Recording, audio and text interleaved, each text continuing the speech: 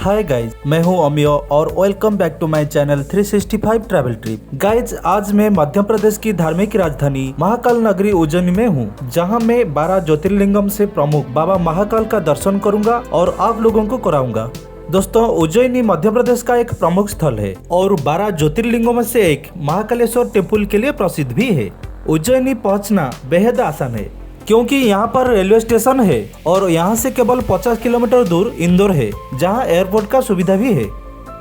इंदौर से मात्र 100 रुपीज देकर आप बाई एसी बस यहाँ पर पहुँच सकते हैं।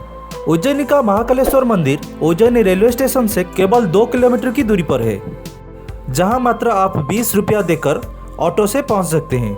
उज्जैन में रुकने के लिए मंदिर के आसपास बहुत सारे होटल है, जिसका किराया 7 से लेकर 1500 तक होगा, जहाँ 2 पर्सन आराम से रह सकते हैं। धर्मशाला में आप लोगों को 300 से 400 में रूम भी मिल जाएगा। दोस्तों, महाकाल मंदिर में फ्री दर्शन और पेड दर्शन दोनों की सुविधा है। मैं फ्री दर्शन आराम से किया। 250 रुपया टिकट में आपको जल्दी दर्शन होते हैं, जबकि 750 वाला टिकट में आप ज्योतिर्लिंग के पास जाकर दर्शन करने को मिलता है। दोस्तों, महाकालेश्वर मंदिर को लेकर बहुत सारे रहस्यमय बातें हैं।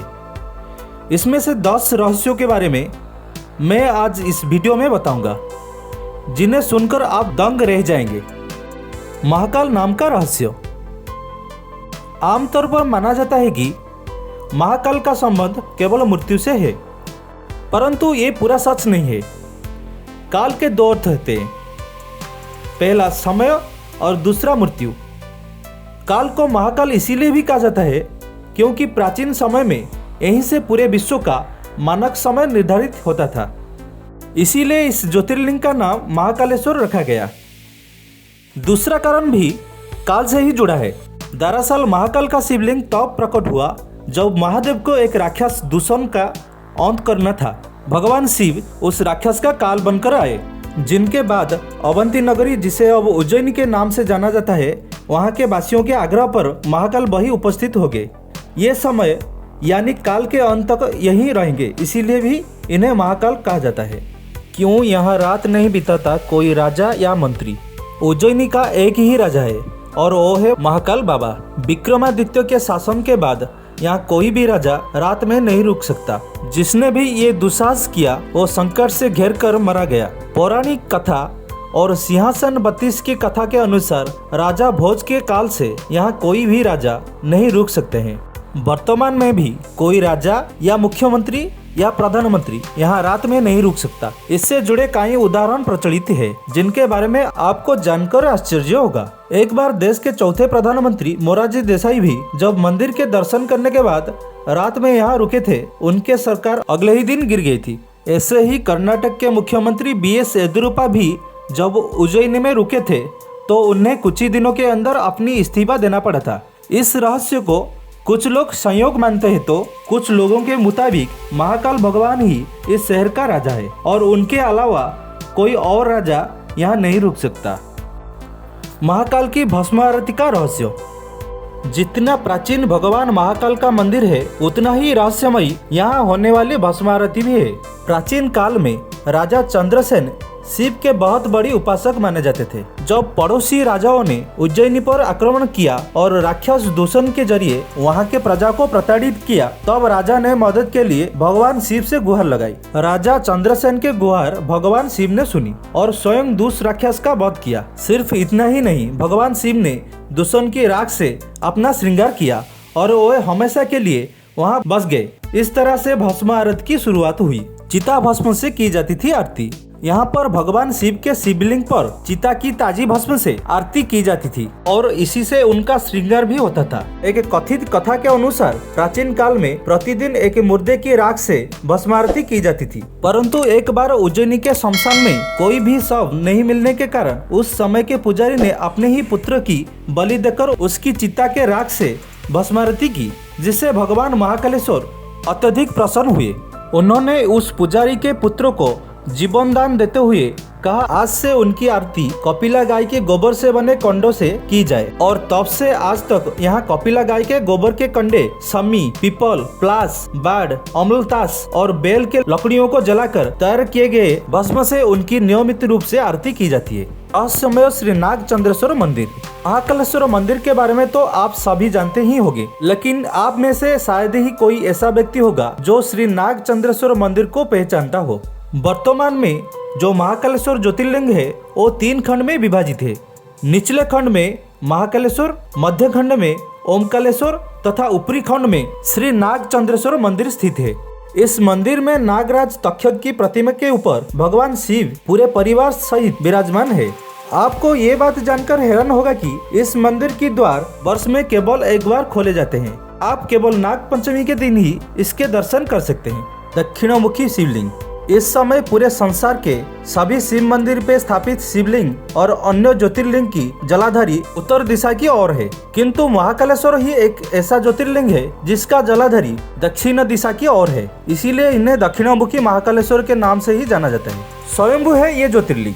12 ज्योतिर्लिंगों में से महाकाल ही एकमात्र सर्वोत्तम शिवलिंग है, अर्थात आकाश में तारक शिवलिंग, पाताल में हटेश्वर शिवलिंग और पृथ्वी पर महाकालेश्वर शिवलिंग ही मान्य शिवलिंग है। मान्यता है कि महाकाल मंदिर में शिवलिंग स्वयंभू है। विश्व भर में कालगंडा की नगरी कहे जाने वाली उज्जैनी में मान्यता है कि भगवान महाकाल ही समय को लगातार चलाते हैं और काल भैरव काल को नाश करते हैं। मंदिर जहाँ भगवान को पिलाई जाती है मदिरा। मंदिर के गर्भगृह में एक गुम्फा है जो महाकाल मंदिर से जुड़ी हुई है, जहाँ भैरव बाबा का मंदिर स्थित है। काल भैरव का मंदिर देश का ही नहीं बल्कि दुनिया का एकमात्र ऐसा मंदिर है जहाँ भगवान को मदिरा पिलाई जाती है। जहाँ पूरी दुनिया में मंदिरों के आसपास से शराब आदि के दुकानें हटा दी जाती है, वहीं दूसरी ओर महाकाल के मंदिर परिसर से लेकर इसके रास्ते तक में बहुत सारी शराब की दुकानें लगाई गई हैं। यहाँ प्रसाद बेचने वाले भी शराब अपने पास रखते हैं।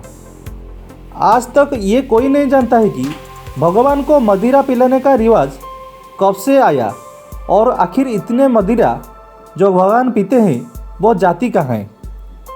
जूना महाकाल। मुगल काल में इस शिवलिंग को नष्ट करने की कोशिश करी गई, जिसके कारण पुजारियों ने उसे छुपा दिया और इसी जगह दूसरा शिवलिंग रखकर उसकी पूजा करने लगे। बाद में उन्होंने उस शिवलिंग को वही महाकाल के प्रांगण में अन्य जगह स्थापित कर दिया, जिसे आज जूना महाकाल कहा जाता है। हालांकि कुछ लोगों के अनुसार असली शिवलिंग को क्षय होने से बचाने के लिए ऐसा किया गया था। रहस्यमय भक्त। ऐसे तो मंदिर में रोजाना चमत्कार होते हैं, लेकिन सभी चमत्कार आम लोग तक नहीं पहुंच पाते। ऐसा ही एक दुर्लभ चमत्कार मंदिर के गर्भगृह में लगे सीसीटीवी कैमरे में कैद हो गए और किसी सदस्य ने इस चमत्कार को सार्वजनिक कर दिया। यह तस्वीर सावन माह का है, जब रात्रि में बाबा महाकाल को बेलपत्र से ढक दिया जाता है और उसके बाद वहां भक्तों का आना मना है। तब आधी रात में सीसीटीवी से लिए गए इस फोटो में देख रहा है कि एक अदृश्य शक्ति मौजूद है जो कि महाकाल की पूजा कर रही है। ये घटना सत्य है या मिथ्या कोई नहीं जानता, क्योंकि मंदिर प्रशासन या किसी भी पुजारी ने इसका कोई उत्तर नहीं दिया। परंतु साधुओं का मानना है कि यह घटना सत्य है, क्योंकि भगवान शिव सबकी आराध्य है, चाहे वो मनुष्य हो या आत्मा।